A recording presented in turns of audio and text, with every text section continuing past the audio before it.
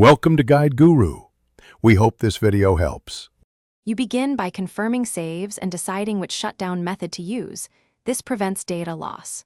First, press the Xbox button on the controller to open the guide, then navigate to Profile and System and Power.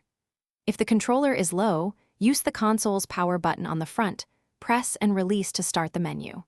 Once done, make sure you know whether Instant On versus Energy Saving is active, because that changes how fully the system powers down. You now perform the full power off. From the power menu, choose Turn Off Console. This closes background tasks and disconnects network services for a complete shutdown. If the console is frozen or won't respond, press and hold the front power button for at least 10 seconds until the light goes out. This forces a hard power off. After that, wait 10-20 seconds so capacitors discharge. Make sure the power indicator is dark before proceeding to the next step or unplugging the unit.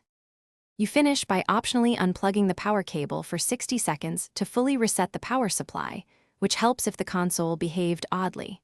When you reconnect and boot, watch for normal startup logo and run any pending system updates to prevent recurring problems. If the console fails to power on or shows errors, power cycle again and try holding the eject or bind button sequence for diagnostics. If that does not resolve it, contact Xbox support with your error details for next steps.